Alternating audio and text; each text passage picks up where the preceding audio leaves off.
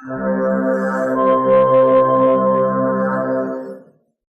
is up, everybody? My name is Justin French, covering music for those who care, and right now I'm taking a look at the 18th studio album from Judas Priest, this one entitled Firepower. Wow, that's a lot. So for those of you who don't know who Judas Priest are a classic heavy metal band from the UK, and wow, 18 studio albums. I can't really think of many bands that have even made it up that far in albums. And anyways, this album was produced by, for the first time since 1988's Ram It Down, we have Tom Allom. I'm probably mispronouncing that, and I apologize in advance. And also with production is Andy Sneap, who you may know as producer of Megadeth's records United Abominations and Endgame, because those are the only two albums that I really know from him. But anyways, going into this record, I really did enjoy Redeemer of Souls as a whole, and going into this one, I was actually looking forward to this. This was probably one of my anticipated albums of the year, honestly. So how did it sit with me? Going into this one, I was predicting, judging by the singles, that this record was going to be a bit heavier than Redeemer of Souls. And plus, you have Andy Sneap, who has done production for other bands such as Megadeth. So he kind of knows that kind of heavier side. So did they deliver on that? I actually think that the band did, besides the singles that were released, Lightning Strike and Firepower, which I'll talk about here in a second. Now, can I say that this album is kind of reinventing the wheel in places? Pretty much it is, but when you have a band that has been around for about almost 50 years and 18 studio albums into their career, I mean, you don't want really much to change for their sound or, their style, right? That's pretty much what I think about Judas Priest. Whenever I think of them as one of those bands that don't really need to change very much, because they have a legacy that we've all come to know and love, pretty much.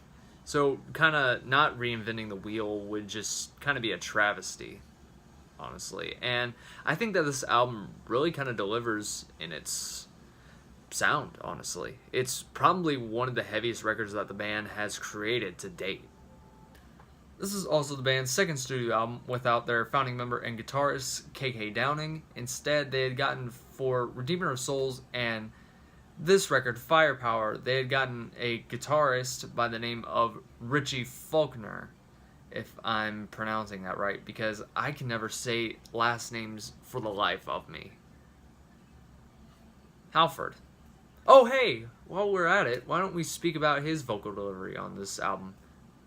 Anyways, one of the things I love about Rob Halford is whenever I turn on a classic rock station and something like, You Got Another Thing Coming or Breaking the Law comes on, he's just one of those voices that I can easily recognize. It's not hard to really disguise his voice. And here on this record, while he's not doing anything really new with his vocals, and the man is 66, so I have to give him that, I have to say that his vocal delivery for age 66 is still pretty excellent, in my opinion.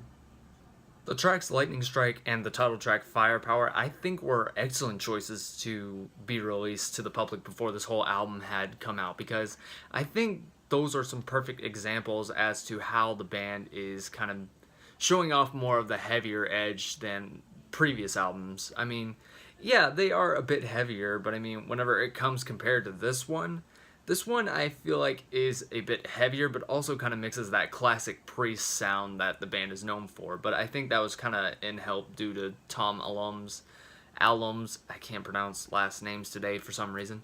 Anyways, I think it's just because, he's worked with this band before, so he can kind of, give the band some kind of direction as to what they should sound like, pretty much. Not trying to say the producers at all are trying to change their sound at all. I mean, I'm just trying to say that they're just trying to maybe shape out maybe some of their work, maybe something in the instrumentation, maybe something in the vocal delivery, something in the lyrics, something like that. I don't mean like the producers pretty much telling you what exactly to do, but I mean, they're just, trying to help you pretty much.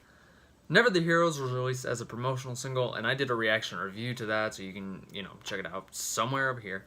Anyways, but going into that song, I kind of expected maybe something a bit heavier just because, Firepower and Lightning Strike, those were really heavy. But this one kind of really slowed things down. I really love the change up with the kind of clean guitars.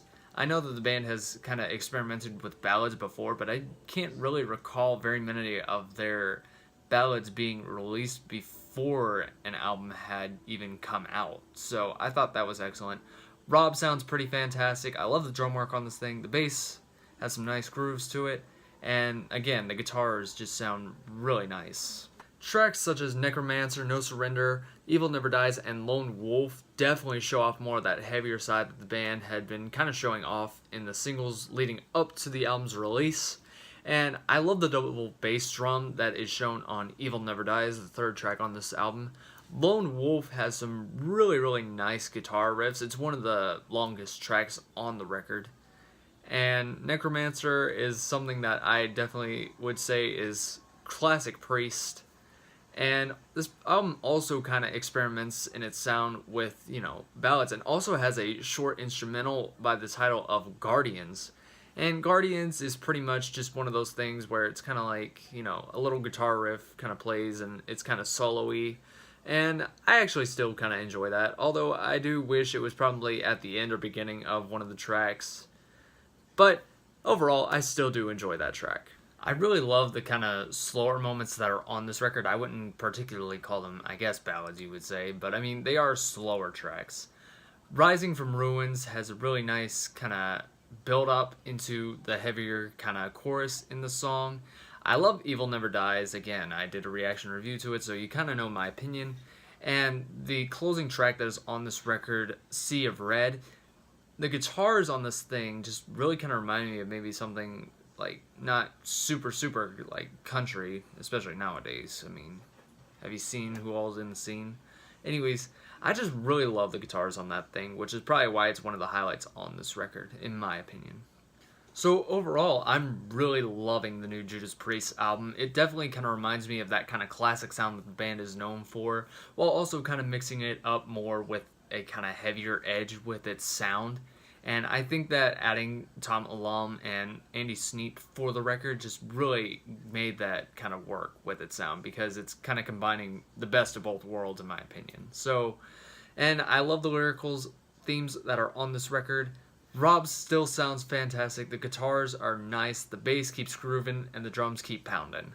So those are my thoughts on Judas Priest's new album, Firepower. What did you think of the record? Definitely comment in the comment section down below. And anyways, y'all, thanks for watching this video.